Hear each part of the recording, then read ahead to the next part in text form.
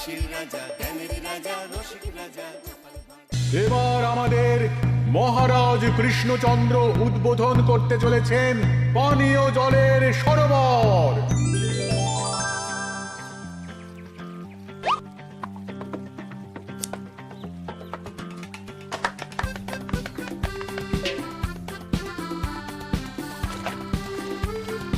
এই নাও রানী, আজ এই জলে রাজবাড়ির রান্না হবে।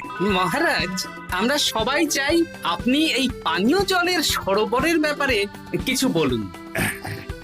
কৃষ্ণনগরের মানুষের দীর্ঘদিনের ইচ্ছে আজ সফল হয়েছে। আমাদের রাজসভার সকল সভাসদদের জন্য এতদিন পরে একটা পানীয় জলের সরোবর হয়েছে। প্রত্যেক সপ্তাহে এই সরোবরে বিজ্ঞানীর বানানো রাসায়নিক মেশানো হবে, যাতে জলে কোনো রকম জীবাণু না থাকে। এই জল রান্নার কাজে ব্যবহার করা যাবে এবং পরিশুদ্ধ করে বা ফুটিয়ে পান করাও যাবে। আরে সবাই দাঁড়িয়ে আছো কেন? হাততালি দাও, হাততালি, হাততালি। এই হাততালি তোমাদের সকলের প্রাপ্য, কারণ তোমাদের প্রত্যেকের 2 মাসের বেতন তোমরা দান করেছো বলেই অর্থাভাব থাকা সত্ত্বেও এই সরোবর এত তাড়াতাড়ি বানানো সম্ভব হয়েছে। এছাড়াও নিজেরা মাটি কাটা থেকে শুরু করে সকল কাজে সহযোগিতা করেছো, এটাও অনেক বড় ব্যাপার। আবার হাততালি। মহারাজ, এই আনন্দে কি খাওয়া দাওয়া হচ্ছে? খাওয়া বিশ্রাম সব হবে। আমি আর রানী একটু সমুদ্রে ঘুরতে যাব, তাই আগামীকাল থেকে 1 সপ্তাহ রাজসভা ছুটি। তোমরা নিজেদের মতন আনন্দ করো, বিশ্রাম নাও। টানা 1 সপ্তাহ ছুটি? হ্যাঁ, টানা 1 সপ্তাহ। কি আনন্দ! এবার হাত পা ছড়িয়ে শুধু আয়েশ করব। আমিও এই কদিন অনেক ধকল গেল। এটা চাই ওটা চাই, তারপর সব মালপত্র বওয়া, মাটি স্থানান্তরিত করা, সব কাজ করেছি। এবার বিশ্রামটা চাই। কি বলো গোপাল? হ্যাঁ, ঠিক বলেছ সেনাপতি। তবে আমি আমার ব্যায়ামটা কিন্তু চালিয়ে যাব। সে চালাও, শরীরটা ধরে রাখতে হবে তো।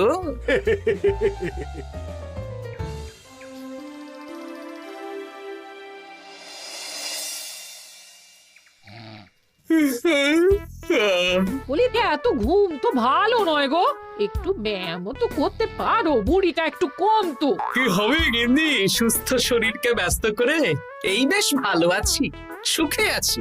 একটু শরবত করে দাও তো। নিজেও তো করে নিতে পারো। আচ্ছা, গিন্নি মানে কি? কি? গৃহিণী, অর্থাৎ যে গৃহের কাজ করবে। আমি যদি ঘরের কাজ করতাম তাহলে তুমি আমাকে গিন্নি বলে ডাকতে।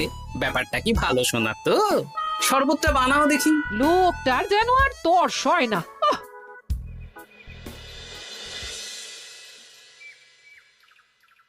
এই 137, হ্যাঁ 138, হ্যাঁ 139, হ্যাঁ 140। গিন্নি, কোথায় গেলে? কি হলো?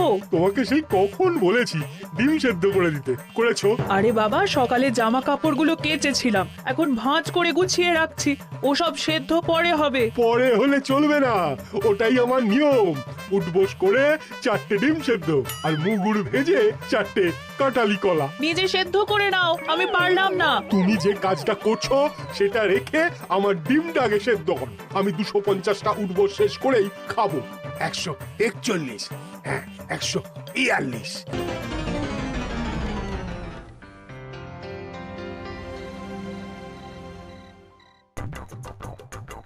অগিনি, তোমার পিঠে একটু সুড়সুড়ি দিয়ে দাও তো। আমি এখন সন্ধে দেব, ওসব সুড়সুড়ি টুসুড়ি দিতে পারবো না বাপু। তুমি তুলতুলে হাতে সুড়সুড়ি দিলে ঘুমটা তাড়াতাড়ি চলে আসবে। এই ভর সন্ধেবেলা ঘুমোবে কেন? যাও একটু পায়চারি করে এসো। না, এখনো তো পায়চারি না, এখন শুধু বিশ্রাম। দাও দাও দাও দাও, সুড়সুড়ি দাও, সুড়সুড়ি দাও।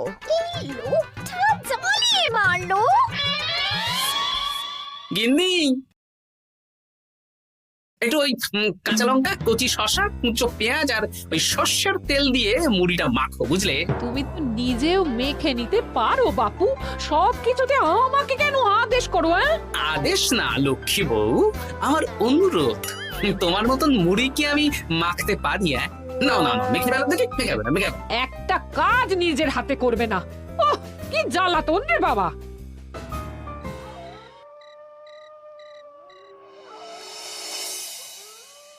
তরকারিটায় নুন একটু কম হয়েছে, বুঝলে গিন্নি?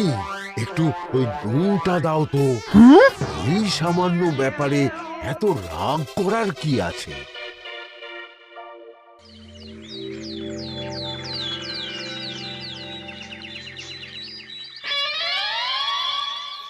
এই একটু জল ভরে নিয়ে যাব, একটু শান্তিতে রান্না করব তার জো নেই। কর্তা বাড়িতে আছে, আমার হাড় মাস চালিয়ে দেবে। আমার দুঃখের কথা আর কি বলি দিদি ভাই, সারা দিন এটা ওটা বায়না তো ছিলই, কিন্তু এখন ছুটি পাওয়ার পর থেকে যেন বায়না বেড়ে গেছে। আমার কর্তা তো এমনিতেই আরাম প্রিয়, এখন দেখছি ঘর থেকে বেরোতেই চাইছেন না। সারাক্ষণ শ্বশুরে দাও, এটা খেতে দাও, হাত পা টিপে দাও। আর যদি না কথা শুনে উল্টে বলি নিজে করে নাও, তাহলেই বাবুর গোসা হয়। যদি অভয় দেন তাহলে ছোট মুখে একটা বড় কথা বলবো। বলো বলো। আপনারা একটা কাজ করতে পারেন, যখনই আপনাদের কর্তারা আপনাদের কিছু একটা কাজ করতে বলবেন তখনই হুঁ বলে মুখ ঘুরিয়ে নেবেন, দেখবেন তারপর সেই কাজ নিজেই করে নিচ্ছে। কিন্তু এতে যদি রাগ করে? রাগ করে আর করবেটা কি, সেই তো দিনের শেষে নিজের ঘরে নিজেকেই ফিরতে হবে। বরং আপনাদের এড়িয়ে যাওয়া দেখে ভাববে আপনারা হয়তো রেগে আছেন, তেতে আছেন, সেই ভয়ে নিজেরাই নিজেদের কাজ করে নেবে। ঠিক বলেছ বুচির মা, সোজা আঙুলে ঘি না উঠলে আঙুল বেঁকিয়ে ঘি বের করতে হয়, না হলে ঘিয়ের বোতলে তাপ দিতে হয়। ঠিক বলেছো, তোমার এই বুদ্ধিটা বেশ ভালোই দিয়েছো। আমিও আজকে থেকে এই পদ্ধতিটাই অনুসরণ করব। বেশি কথা বললেই ভাবে বেশি পাত্তা দিচ্ছি, নিজের ওজন ধরে রাখতে হবে, যাতে স্ত্রীদের তপে স্বামীরা কাঁপে। এবার সব কাজ নিজেরাই করবে, আর আমরা শুধু রান্না করে খালাস। করবে মানে করতে বাধ্য হবে।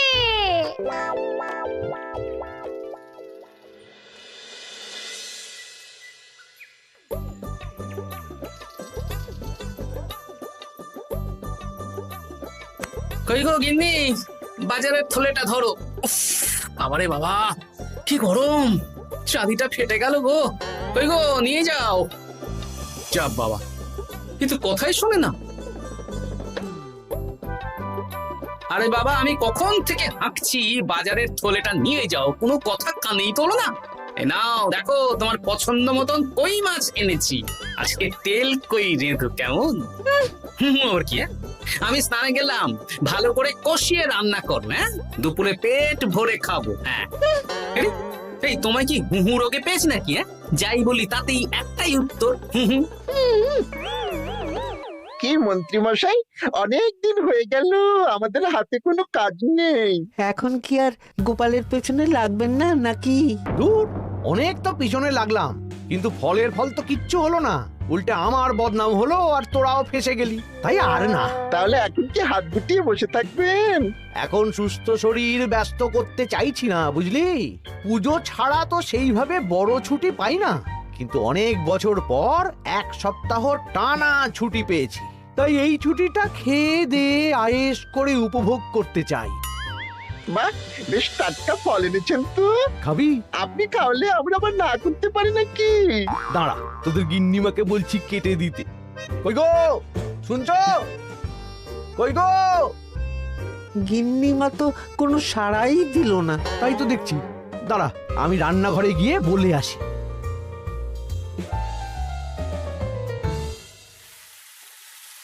কই গো, শুনছো? বটা ঘটাকে কয়েকটা ফল কেটে দাও না, বেচারাগুলো খেতে চেয়েছে। হুঁ আবার কি, না হয় তরকারিটা হয়ে গেলে কেটে দিও। এ তো মহা মুশকিল। দূর বাবা। কি বললেন গিন্নিমা? হুঁ মানে মানে হুঁ বলে মুখ ঘুরিয়ে নিল। হয়তো উনি ব্যস্ত আছেন, সেটা কোনো ব্যাপার না।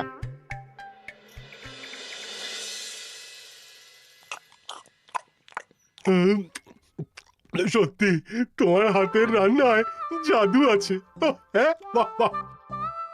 কি হলো গো? হ্যাঁ, সকাল থেকে মুখে কুলু পেটে বসে আছো কেন?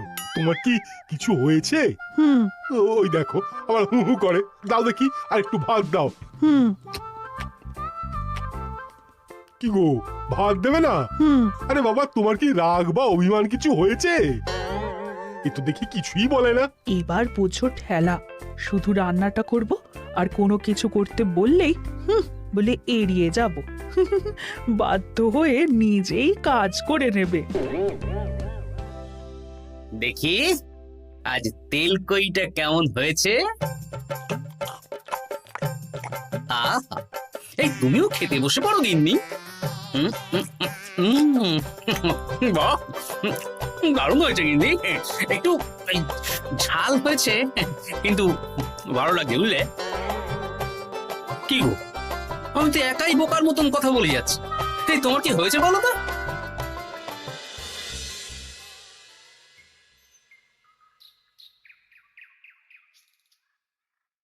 গিন্নি, মুদিখানা থেকে মাসকাবারি সব নিয়ে এসেছি। এবার জায়গার জিনিস জায়গায় ভরে ফেলো তো। কি হলো গো, ভরবে না? কি গো, রাগ করেছো আমার ওপর? নিচে নিচে ভরো ভরো নিচে।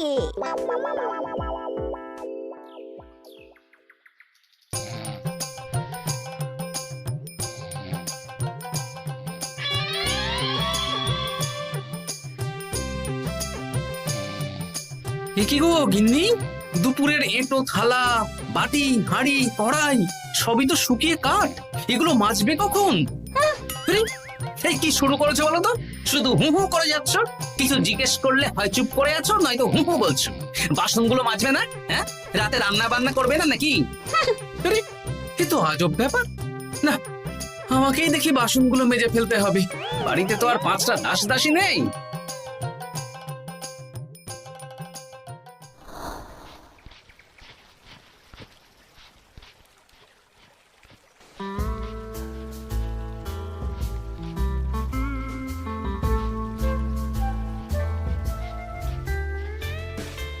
এ কি দাদু, তুমি বাসন মাজছো?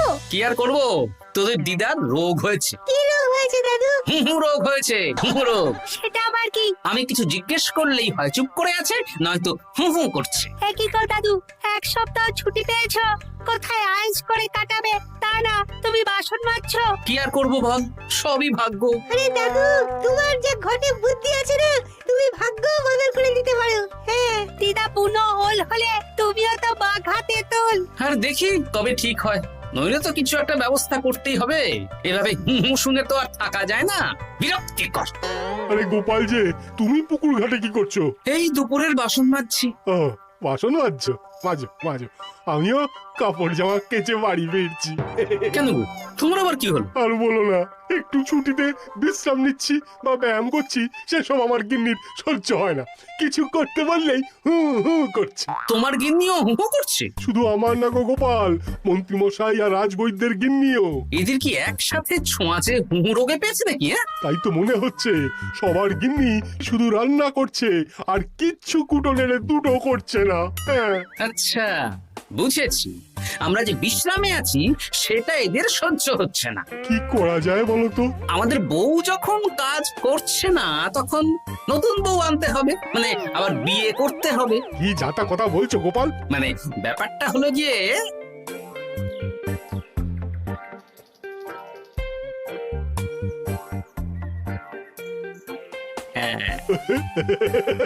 দারুণ বুদ্ধি।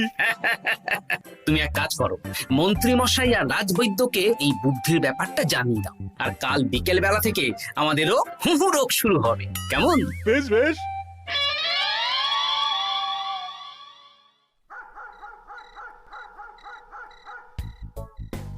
ও গিন্নি, বাসনগুলো সব মেজে এনেছি, এবার তো ওঠো। রাতে রান্না করবে তো? এই তো শুধু কাজ দিয়েছে, এভাবেই খাটাবো। ছুটিতে বাড়ি বসে পায়ের ওপর পা তুলে খাওয়া বের করে দেবো। হ্যাঁ, তুমি মনে মনে কি ভাবছো আমি ঠিক বুঝতে পারছি। সারা বছর খাটাখাটনির পর আমার 1 সপ্তাহ ছুটির সুখ তুমি চোখে দেখতে পারছো না। কাল খেলা ঘুরে যাবে।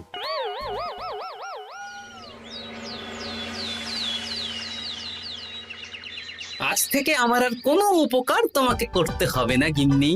আমি নিজের ব্যবস্থা নিজেই করে নেব। হ্যাঁ, মানুষটা সেজে গুজে গেল কোথায়? চললাম। কোথায় যাচ্ছি? গলায় মালা, এত সাজগোজ, কি ব্যাপার? বাবারে বাবা, আতরের গন্ধে ঘরটা ম ম করছে। এলাম।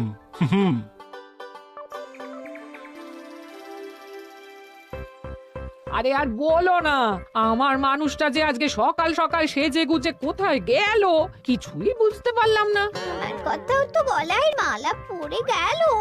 আমার কর্তা তো রজনীগন্ধা ফুলের আতর মাখছিল। কোথাও কি কোনো নিমন্ত্রণ আছে নাকি? কিছুই তো বুঝতে পারছি না।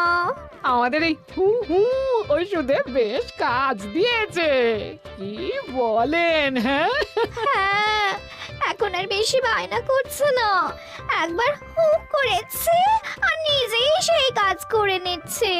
আমি শুধু রান্নাটুকু করি, বাকি সব কাজ ওকে দিয়ে করাচ্ছি। কিচ্ছু বলতে হচ্ছে না, বাধ্য হয়ে করছে। আমিও তাই। আজকে তো ভেবেছি খাবার ঢেকে রাখবো, নিজে বেড়ে নিয়ে খাবে। বায়না একেবারে গুছিয়ে দেবো। হ্যাঁ,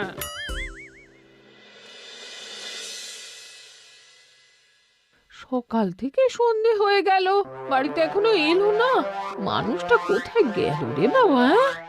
এসো এসো নতুন গিন্নি, এসো। আজ থেকে তুমিও এই সুখের সংসারের সমান অংশীদার। এই এই এই এই এইটা কে? তুমি টোপর পরে এসেছো কেন?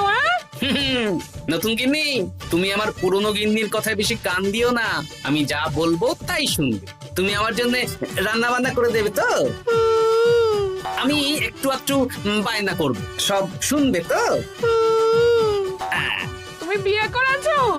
ও মা গো, আমার কি সর্বনাশ হলো গো!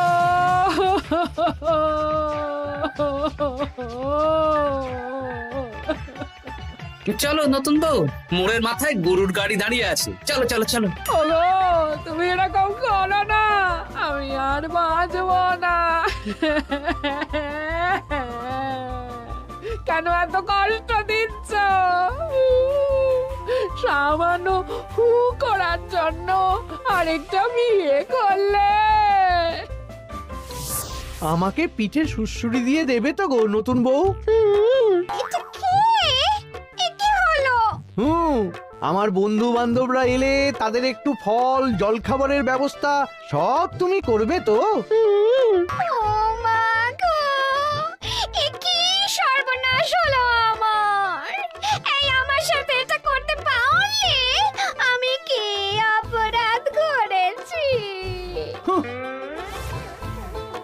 দেখো, ঘরের কাজ আর আমার একটু একটু বায়না, এগুলোই তোমাকে সামলাতে হবে, বুঝলে? তাহলেই তোমাকে রানী করে রাখবো, কেমন? এই, এটা কে? আমি বেঁচে থাকতে তুমি আবার বিয়ে করলে? ওর কথা শুনো না, তুমি আমার দুয়ো রানী। এ তো দেখছি বড্ড কান্নাকাটি করছে। চলো দুয়ো রানী, আমরা কদিন একটু ঘুরে আসি। চলো, এখনই যাব। না না না, আরে ওর কথা শুনো না, আমরা ঘুরবো। মোড়ের মাথায় গরুর গাড়ি দাঁড়িয়ে আছে, চলো চলো।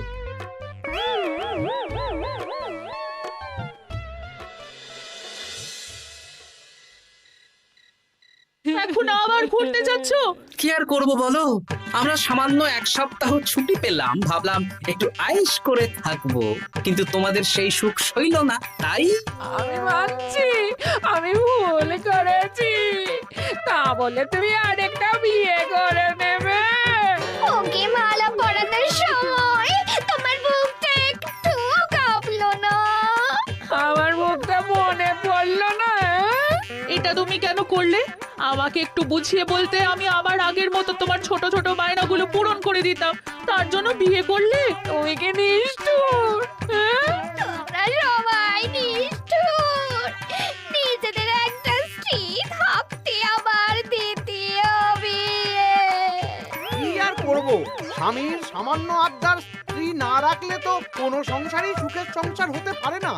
অগত্যা এখন তোমরা যদি কথা দাও যে আগের মতন আমাদের ছোট ছোট বায়নাগুলো সামলাবে, তাহলে নতুন বউকে ওদের বাড়ি পাঠিয়ে দেব, আর আবার আমাদের পুরনো সংসার, সুখের সংসার ফিরে আসবে। সত্যি? হ্যাঁ, বেশ কথা দিলাম। দাও দাও মুখ পুরীকে বাড়ি পাঠিয়ে। মুখ পুড়ি নয়, পোড়া। এই যে সভাকবি, ঘোমটাটা তোলো তো। কটা ঘুমটা তোল। ঘটা ভোলা, তার মানে তোমরা কেউ বিয়ে করোনি? না, তোমাদেরকে পথে আনার জন্য একটা ছোট্ট বিয়ের অভিনয় করলাম। আচ্ছা, এবার তো অভিনয় বুঝে গেলাম। এবার যদি তোমাদের বায়না না রাখি, তাহলে সত্যি সত্যি আমাদের বিয়ে করতে হবে। হ্যাঁ? নয়, হ্যাঁ।